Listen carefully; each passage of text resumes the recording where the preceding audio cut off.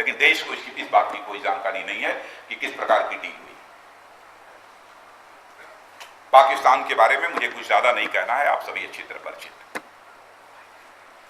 यह सब सारे पड़ोसी देश हैं। पड़ोसी देशों के साथ हम चाहते हैं कि हमारे रिश्ते बेहतर हो।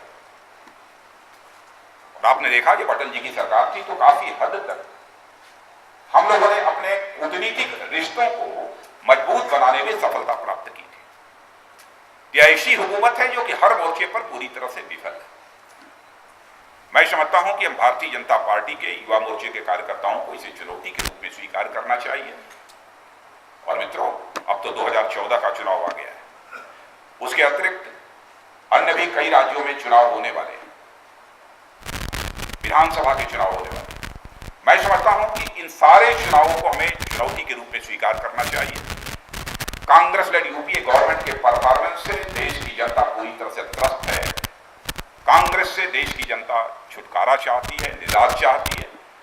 मैं समझता हूं कि हम सभी लोगों को एकजुट होकर एक संकल्प के साथ आगे बढ़ने की आवश्यकता है। मुझे पूरा विश्वास है कि हमारे युवा मोर्चे के कार्यकर्ता सारे देश भर में जिस उत्साह और जिस लगन के साथ काम कर रहे हैं, नौजवानों के अंदर भी भारतीय जनता पार्टी का प्रभाव तेजी के साथ बढ़ा है। और ये इस मामले में भी हम लोग सौभाग्यशाली हैं कि विश्व का सबसे युवा देश यदि कोई है तो भारत। सबसे युवा देश यदि कोई है तो भारत।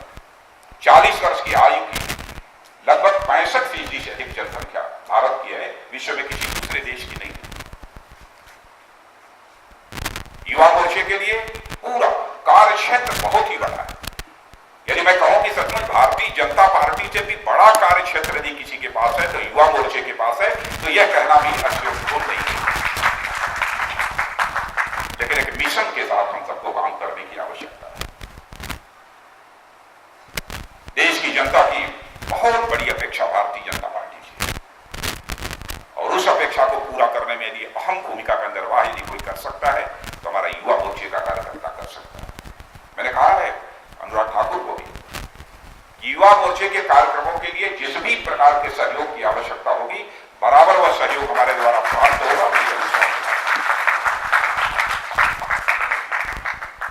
और ये चुनौती का वर्ष है, इसीलिए मैंने तय किया, क्योंकि अनुराग ठाकुर ने 2.5 वर्षों तक युवा मोर्चे के अध्यक्ष के रूप में जिस तरीके से जिम्मेदारी संभाली है, मेरा यह विश्वास था कि आगे भी इस चुनौती भरे वर्ष में भी यदि अनुराग ठाकुर के ऊपर यह जिम्मेदारी रहे तो मैं समझता हूं कि हमें निश्चित रूप से कामयाबी हासिल होगी। इसीलिए जिम्मेदारी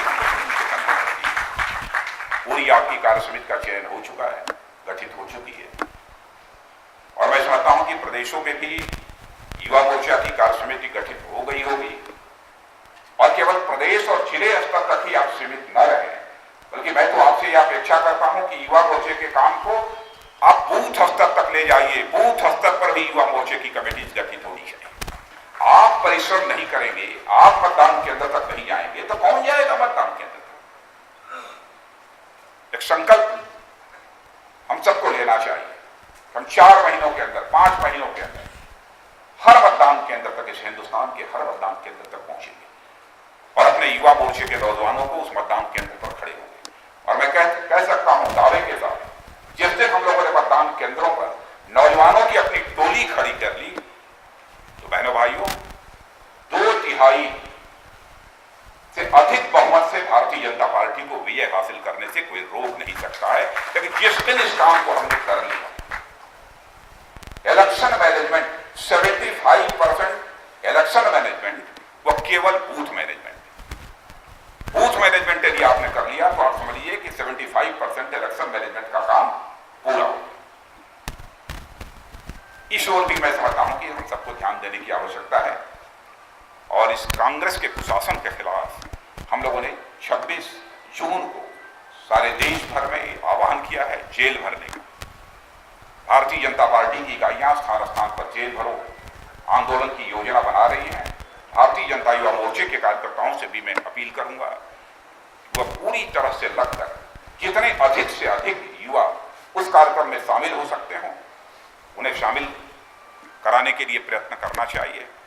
और मुझे पूरा विश्वास है कि युवा मोर्चा की ताकत के आधार पर भारतीय जनता पार्टी जिस लक्ष्य को हासिल करना चाहती है उसको निश्चित रूप से मिलेगी। इन्हीं शब्दों के साथ आप सभी नौजवानों को अपनी हार्दिक शुभकामनाएं देते